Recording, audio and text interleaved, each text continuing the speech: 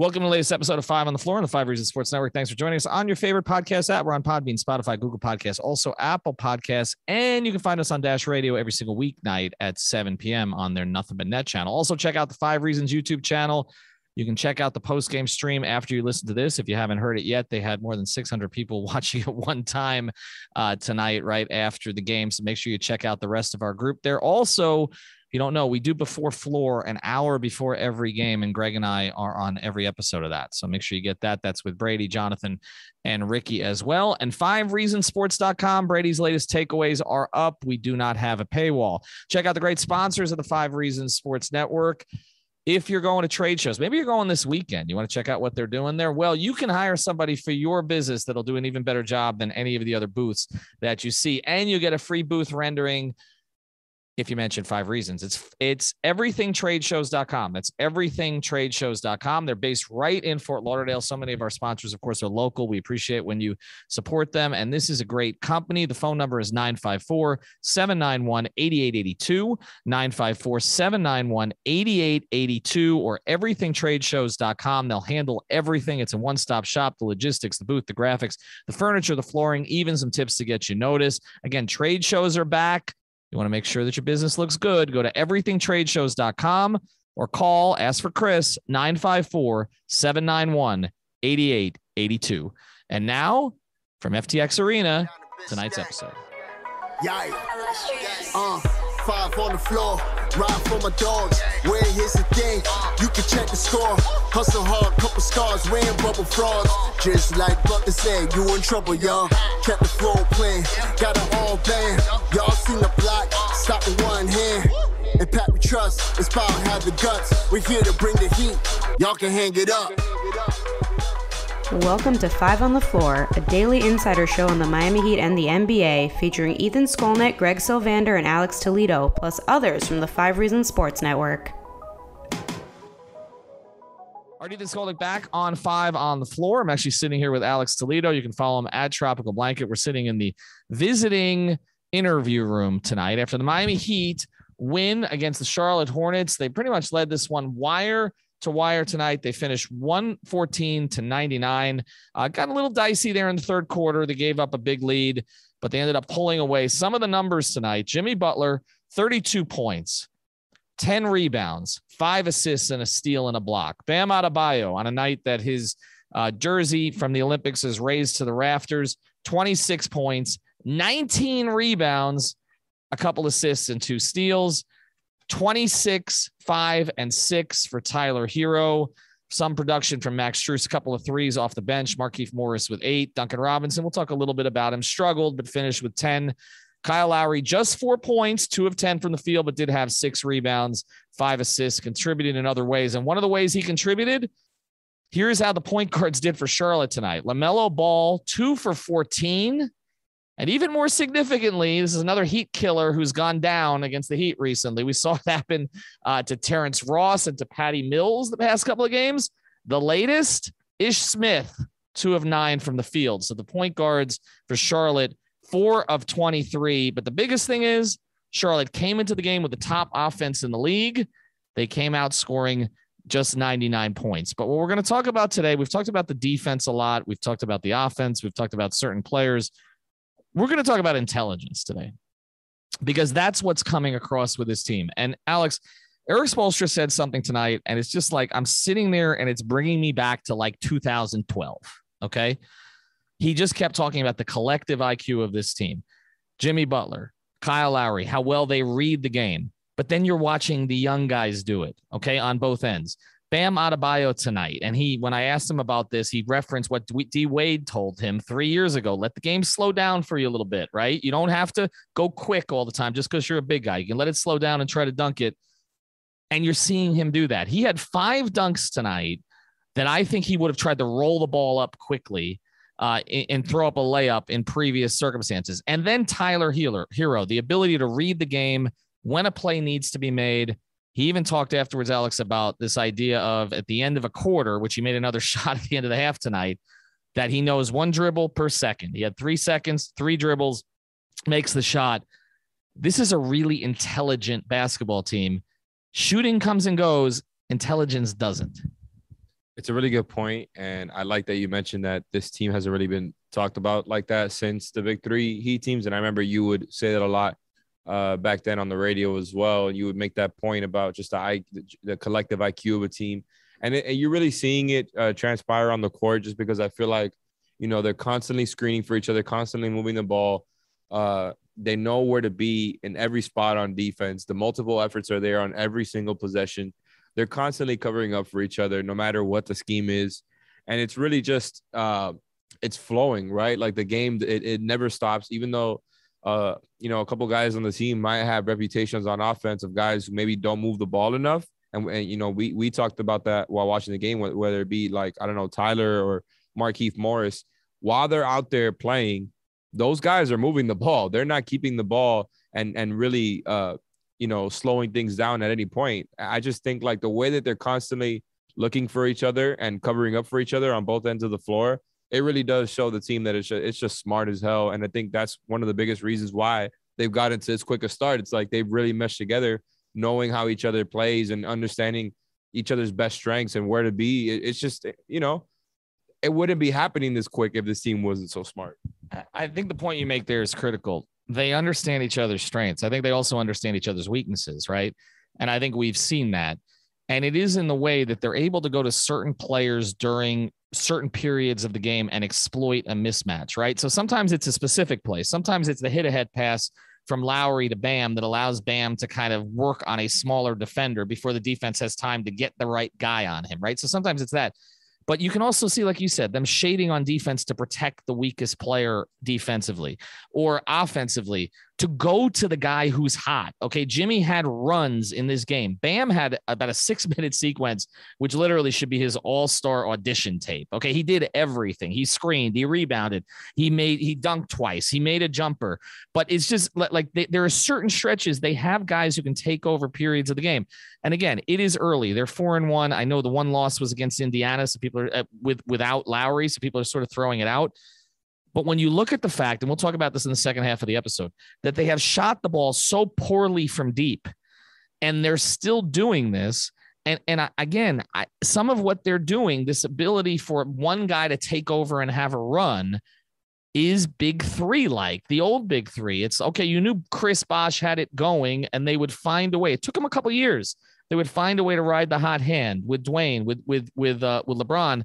They're doing the same thing now, and I just think, whatever we talk about with their young players, Tyler and Bam have high basketball IQs. Like, I don't think that's ever been questioned. I think the question with Tyler was strength. With Bam, somewhat strength. They talked about that. But, like, nobody questioned their brain power. It's just like when they were going to grow into their bodies, both of them are doing that. So I'll pivot this to you a little bit. What is kind of when you have a team that's this smart, that's playing together this well, what is the next step for that group? Well, to me, I think just the next step for them at this point is really just sustaining it. And I feel like there's going to be a theme throughout the season. We talk going into the season about how, there's when you look at the collective age when it comes to the guys they acquired with Kyle, PJ, I guess Markieff Morris is in his 30s. And just in general, like you have Jimmy starting to get a little bit older. I think people were kind of expecting this team to, and look, myself included, to not be so great in the regular season. They've obviously gotten off to a great start, and I feel better about their chances at getting a higher seed now, because it just seems like they're going to be a better regular season team than I thought. But to me, it's really just about keeping it at this level, because I think the level they're at right now is about as good as it's going to get. And not saying that they can't be better. Obviously, we know everybody is going to be anticipating the return of Victor Oladipo, so that's going to be another cog that they can throw into their rotation there.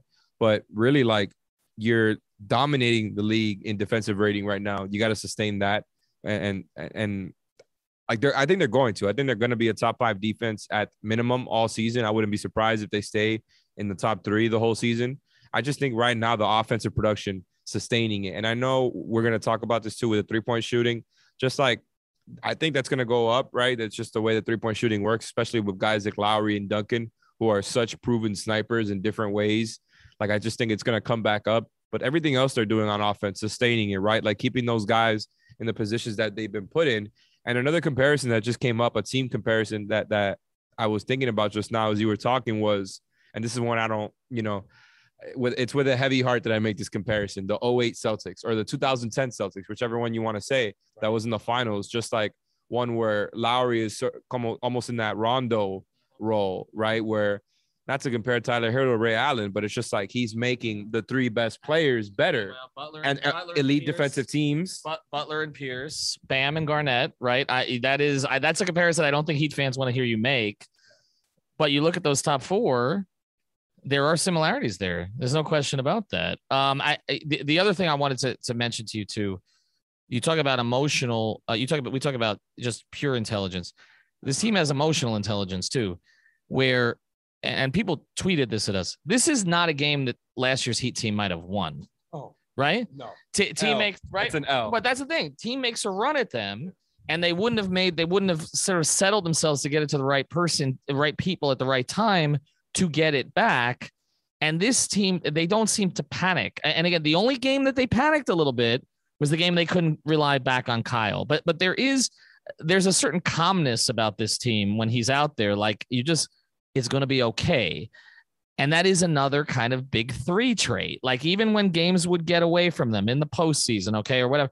I mean, you mentioned Ray Allen, 2013 finals, right? That's a game that could have gotten away about 10 different times. They didn't allow it to get away. So I don't think we're just talking about their intelligence in terms of, it's a maturity, I think, beyond that this team is showing. And I think they're kind of dragging guys like Bam and Tyler along for the ride here because they haven't been in as many of those situations, but they've been in enough. And I also think the other thing that's helping them is they did play in the finals 2 years ago. So I do think that's a real positive. When we come back, I want to talk specifically about what you mentioned. We have to talk about the backcourt shooting, the long range shooting, because I think that is, Heat fans are never happy. And, Jimmy had some fun with Duncan tonight, calling him the dumbest guy on the team or whatever. That's just Jimmy being Jimmy.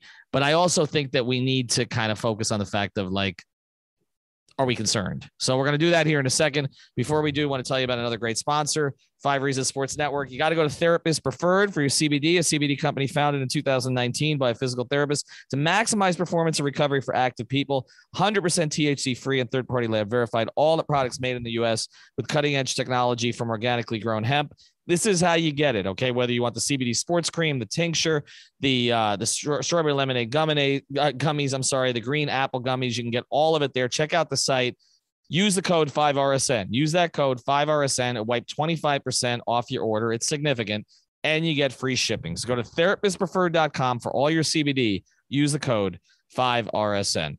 All right, I'll throw this at you, and you answer it anyway. Are you concerned about Duncan Robinson's start to the season? Concerned? No. Would I be concerned if this just keeps going on for another few games? And yeah, because at that point it's just a full-on slump, and shooters go into slumps, and that's why I'm not really completely concerned. I just feel like that's part of the variance of taking so many threes. And Spo talked about tonight, and I know you were there in the podium room, about, I think he took 14 shots, and Spo was like, yeah, it's a problem is that he didn't get up 15. So Spo is always going to want him to launch, and the green light's always going to be there. And that's kind of why, another reason why I'm also not worried is because he's going to keep shooting. And I think he's going to get himself out of this, slump relative to what we're expecting from Duncan Robinson. I just think it comes with not great timing, right? Because he just got paid this summer. And I think a lot of people looked at it, even though us and a lot of Heat fans might not think it, like a lot of people are looking at that like it's a hefty contract, right? Especially for somebody who is pretty much just looked at as a specialist, knowing that he's not a terrible defensive player anymore, knowing that he's kind of added little stuff throughout his game as some counters here and there. It's just like the fact that everything is going so well, right?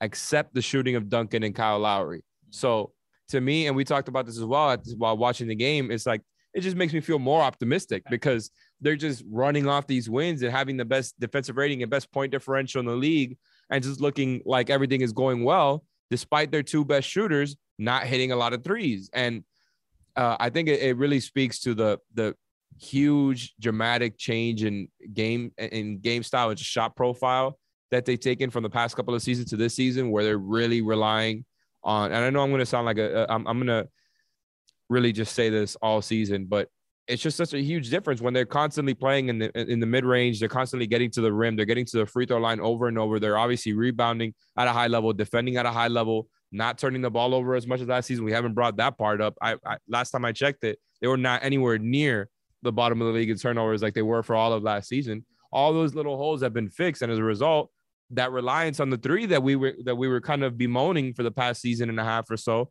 is not there anymore. Like, you can afford to have these games, and I think that's why I feel better about it. Yeah, I'm with you. I mean, that should be the way the Heat fans view this. Is you have two guys, one of whom has been a top 5 shooter on the planet for the last 2 years, and the other who shot close to 40% on high volume from 3 last year. That the concern that either of these guys is going to struggle to shoot. I don't think that Heat fans have as big a concern about Kyle. I feel like Heat fans have more of a concern about Duncan, which is strange. I mean, you've seen it, right? Now, I understand that Duncan is being paid primarily for one skill, and so you want to see the skill go up. And yeah, you're looking at the numbers right now, just stats by season. We've called this up. His true shooting percentage this year, 49%. Last year, previous 2 years, 63 and 69%. It's precipitous. It's also 5 games. I just, so I'm not going to argue that some of the concerns with me with the shot is some of the shots don't even look close. Like, and it almost seems like he's looking for somebody to run at him. And we've seen this with Duncan the past couple of years. Sometimes he's too open, and he's sort of overthinking. And I do wonder and if you check the Twitter account, you'll see the Jimmy joke when, he was asked about IQ and talking about how Duncan's the dumbest guy he's ever come across. And again, that's a friendly little jibe, but every joke has a little bit of truth in it. And I'm not saying he's saying Duncan's dumb. That's not what he was getting at. So let's not aggregate that. Okay. But what I'm saying is I feel like he is poking at Duncan a little bit to just get him to be loose.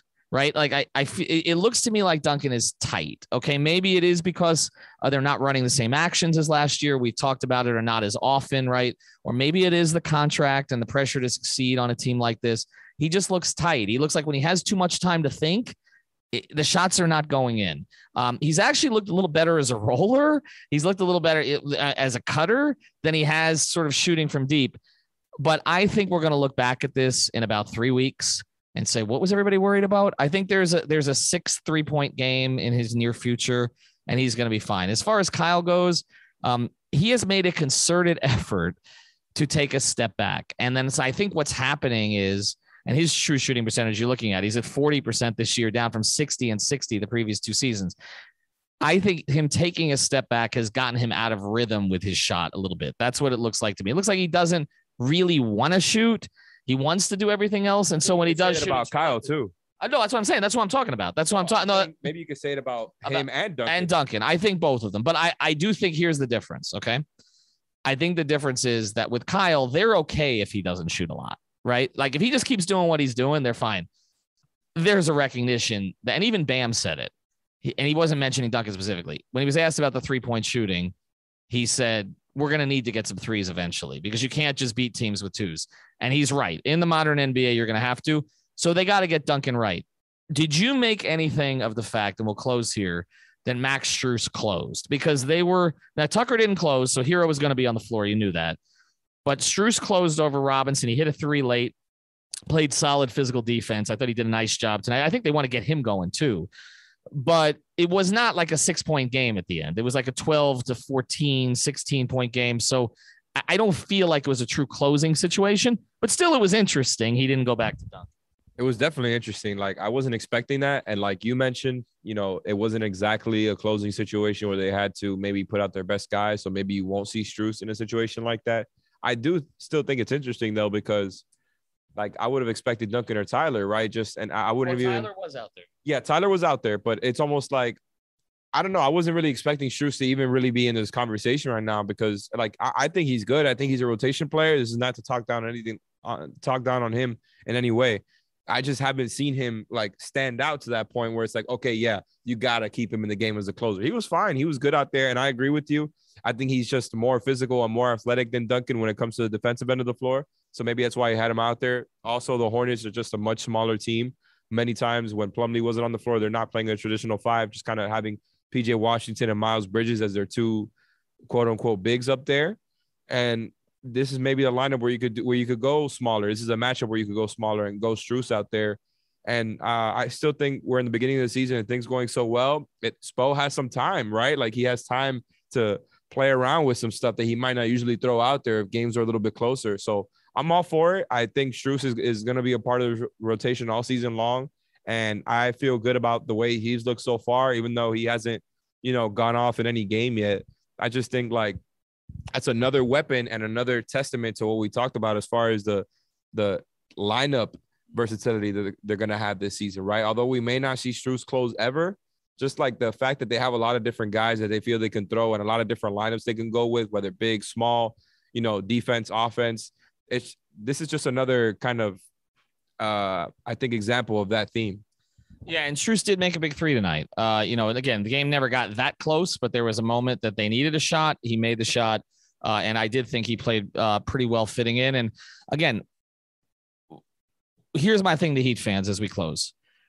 We can pick on individual players. Okay. This used to happen during the big three era too. They'd be on a 27-game winning streak and there'd be somebody in the 9-man rotation that they would be frustrated with, whether it was maybe Norris Cole, or maybe it was even Ray went through some stretches on the road that weren't so great, or maybe it was Bosch. The reality is if you're winning, like the collective is working. Okay. So until you start losing and one of these guys struggles, really submarines you, honestly, it doesn't matter that much. And I agree with you, Alex. It's a good thing. Okay. The fact that they're not getting shooting out of two guys who are not like 33% 3-point shooters. They're 40% 3-point shooters typically, and they're shooting in the 20s or less. It's going to rise. Okay. It's going to rise as the great Tony Fiorentino says, Eric, water reaches his level. Okay. And that's it. I saw Tony tonight, so my accent's not so good, but I wanted to make a mention. All right. Thank you very much for following us and all of our content. And remember, therapistpreferred.com, 5RSN. And if you need help with the trade show, get your booth rendered for free over at everythingtradeshows.com. We'll be back on Sunday night. Thank you for listening to the Five on the Floor on the Five Regional Sports Network.